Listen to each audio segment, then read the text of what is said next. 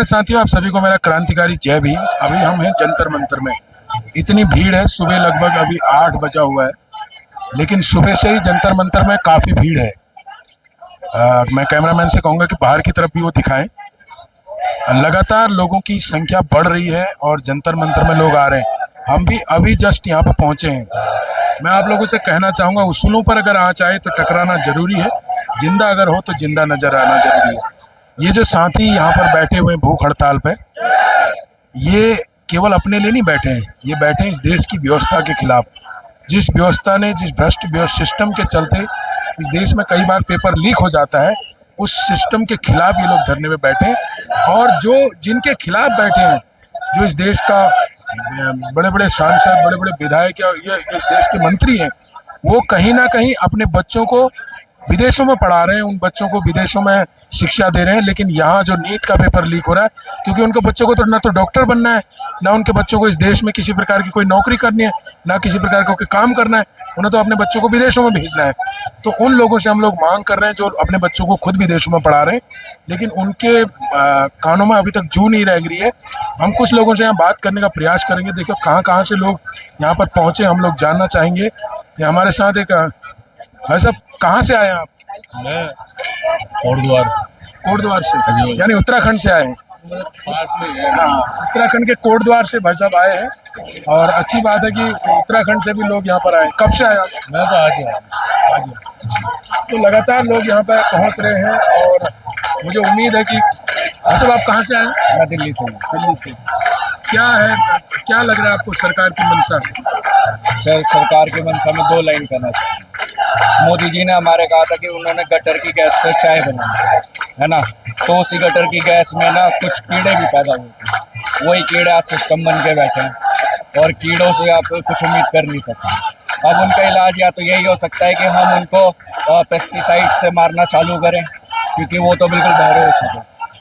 यही कीड़े आजकल हमें कॉकरोच कह रहे हैं, वायरस कह रहे हैं, ठीक है, जबकि ये खुद गंदी नाली के कीड़े बन चुके हैं। यहाँ पर जितने भी लोग हैं, यहाँ पे किसी को भी नौकरी नहीं चाहिए, ठीक है।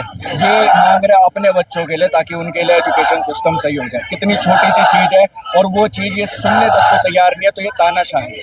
भारत में क्या लग रहा है आपको, जिनसे हम जिनके लिए हम प्रोटेस्ट कर रहे हैं, जो हमारे मंत्री हैं, जो क्या वो मंत्री अपने बच्चों को भारत में नौकरी कराना चाहेंगे, या उनके बच्चे नीट का एग्जाम दे सकते हैं? तो सवाल ही बहुत ही इनवैलिड है।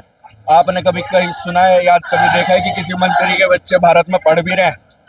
आपने सुना ही नहीं होगा। तो नीट और उसकी बात तो बहुत दूर की बात है ना। वही मैं कह रहा हूँ कि जो लोग अपने बच्चों को ही भारत में नहीं पढ़ाते, क्या वो हमें न्याय दिला पाएंगे हमारी आने वाली पीढ़ी को?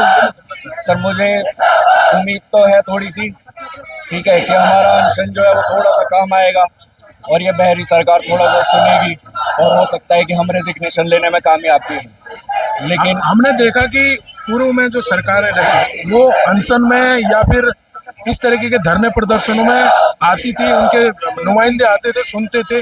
आज जब से भारतीय जनता पार्टी की सरकार आई, तब से क्या लग रहा है आपको कि क्या?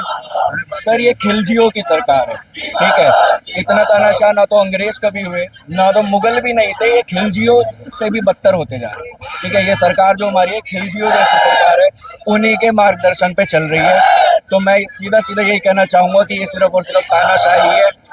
यहाँ पे डेमोक्रेसी नाम की चीज़ बिल्कुल ख़त्म हो चुकी है भारत में। सरकार की तरफ से कोई सुनवाई नहीं है। यहाँ से कितनी दूर होगा संसद, है ना?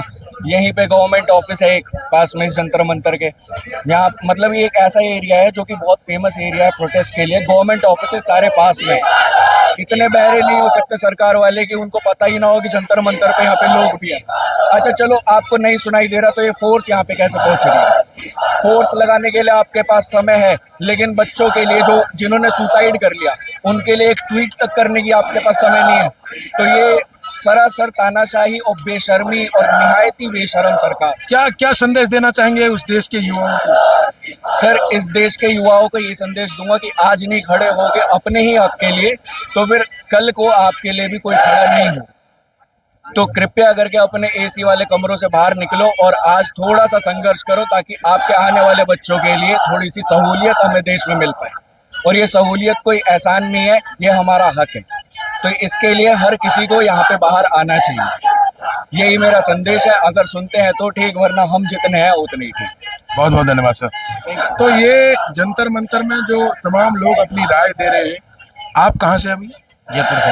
हाँ जी, जयपुर से। जयपुर से। क्या कहना चाहेंगे, युवाओं को क्या संदेश देना चाहेंगे? युवाओं का संदेश चल रहा है, युवाओं का संदेश यही है कि यहाँ जितने से जितने लोग हो सके कल की रैली में पधारे, आए सब यहाँ पे, और धर्मेंद्र प्रधान का इस्तीफा दें। बहुत बहुत धन्यवाद। तो ये जंतर मंतर है, लगातार भीड़ बढ़ रही है और आप देख सकते हैं कि किस तरह लोग जयपुर से, राजस्थान से, महाराष्ट्र से, अलग अलग जगहों से लोग यहाँ पे पहुँचे हैं। और वो लोग पहुँचे हैं जो वास्तव में चिंतित हैं, वो आने वाली पीढ़ी के लिए, समाज के लिए चिंतित हैं, और वो लोग यहाँ पर पहुँच रहे हैं। तो बने रहिए मेरे साथ, मैं और भी आपको अपडेट देता रहूँगा। धन्यवाद।